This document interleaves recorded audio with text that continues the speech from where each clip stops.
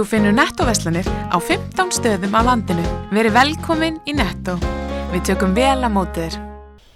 Pétur Úðrik Guðmundsson Suðurnesjamönnum helst kunnur sem leikmaður og þjálfari í körfubolta, þar sem hann átti farsælan feril með Keflavík og Grindavík. Pétur nú orðinn landsliðsmaður og þjálfari undir 18 ára landsliðs Íslands í pílukasti sem hann segir ört vaxandi íþrótt. Pétur sjálfur hefur verið að kasta pílum í 20 ár og öðru hvoru samhliða körfuboltanum. Ég kem til Grindavíkur eitthvað þegar 91-92, svolítið langt síðan, og kynntist á Marel Guðlaugssyni sem var körfubolta gúrú í Grindavík. Og þegar ég kem hingað þá var hann alltaf að kasta í pílu svona öðru hvoru heima á sér. Og þá byrja ég svona að kasta og svo þegar meðan ég í körfuboltanum þá alltaf mót náttúrulega í gangi í pílunni og það finnst öllum gaman í pílu.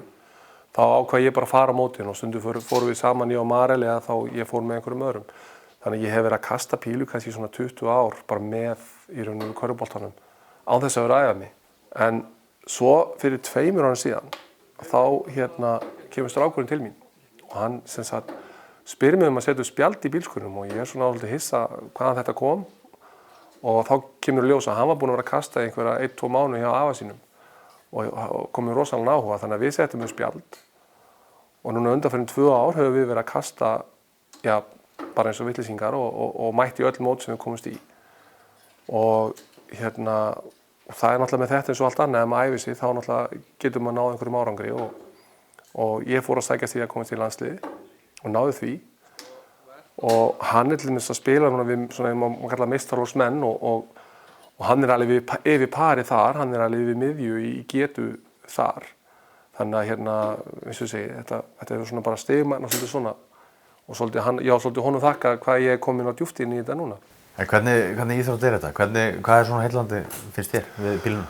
Sko, ég náttúrulega mikil keppnismaður eins og segir og það tók mér svolítið tíma að tengja keppnisskapið við píluna því pílan svona meira, það svolítið heiðursmanna íþrótt líka þó að maður sjá í sjónvarpinu þessu öskarandi og læti það er ákveðin tímapunktur sem það má gera. Þannig að tók mér smá tíma að tengja keppnisskapið við það. Og það svolítið sem að heilla mig, ég ennþá að keppa, ég ennþá í keppnisskapi og komið með markmið að ná einhverjum markmiðum, þannig að það svolítið svona sem að heillar mig og svolítið ótrúlega bara gaman, að stúdera píluna, pæla hans í hvað þeir eru að gera. Þetta svona íþróttekundin sem að flestir virðast geta gripið í, en hvað þarf mann til að vera svona að taka þetta næsta stig, verða það virkilega góður kannski í pílu? Sko, það náttúrulega allt til á YouTube. Það náttúrulega bara getur alveg fundið út hvernig þú getur orðið góður í pílu, hvernig á að kasta og svoleiðis. En í raun og veru bara eins og í öllu öðru, þú þarf bara að æfa þig, þú þarf að fara á spjaldið og kasta. Og ég meina, ég horfi svolítið á þetta bara eins og körfuna. Ég reyna að æfa á hverjum einasta degi einhvað, þó að sé ekki nema 10-15 mínútur sem ég kasta pílunum. En svo náttúrulega koma mótin þar sem maður kannski 2-4 tíma að kasta. Og svo stundum heima fyrir, þá kemur alveg fyrir, maður að taka klukkutíma, 2 tíma æfingu. En ef maður ætlar að vera góður, þá náttúrulega að gera mæta á mótin sem eru til staðar og spurja þá sem eru í pílukasti og fá punkta frá þeim. En eins og ég segi, það er sama hvað íþrótt þú vilt, eða hvað þú vilt læra, hvort þú vilt læra að prjóna eða kasta pílu, þá er það til á YouTube. Nú hefur þetta verið svolítið í skólanum í Grindavík, hvernig svona kom það til? Já. Það var alveg æðislegt hvernig það kom til. Ég sem sagt fór til skólastjórans hérna og spurði hvort það væri tilbúin að hafa pílu sem valfag. Og þau tóku svo rosalega vel í það. En það er pílukast alveg ótrúlega flott tæki til að ná einbeitningu sem tengist náttúrulega náminu. Þú þarft einbeitningu.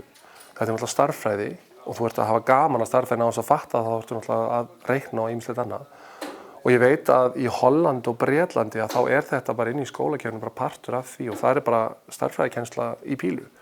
Og þá þið bara på töflum með þess að líka að fara yfir hvernig þú gerir hitt og þetta en mest eins og þetta að kasta og hafa gaman.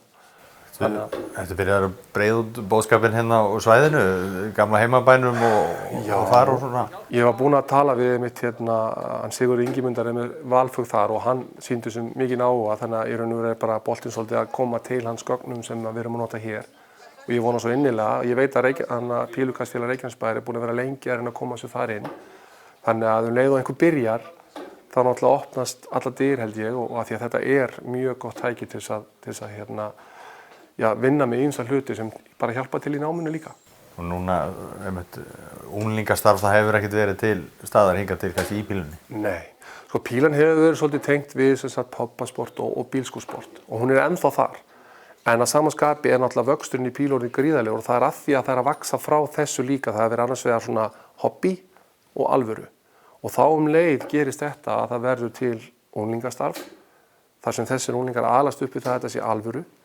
Og þetta er náttúrulega orðið, atvinnumannadeildin og annar er rosalega stórar og miklar og það séu þetta ekkert endilega sem krakkarnir að sækjast eftir.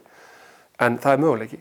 Ef þeir hafa áhuga á því og vilja gera þetta af einhverju til dæmis atvinnu, þá það er möguleiki. Nú er þetta kannski einmitt svona á jaðrinum hérna í sportinu á Íslandi. Hvernig er þessi sena svona? Getur lýst því kannski í nokkrum orðum? Já, sko hún er búin að vera frá því að vera svolítið svona eins og ég segi, svona bílskúrsport yfir því að núna í dag er deild til dæmis að sem mætir á hverjum einasta mánskvöldi 90-100 manns og spilar í deild. Og það eru alltaf 2-3 mót hverja einustu viku sem er í gangi í Reykjavík. Og Akureyri er líka verið að spila þar og svo er Reykjanesbær líka með sitt í gangi þar. Þannig að þetta er svona hægt og rólega að stækka þannig að ég held að flestir sem er að kasta í bílskúrum þeir fara að mæta á þessi mót og láta sjá sig.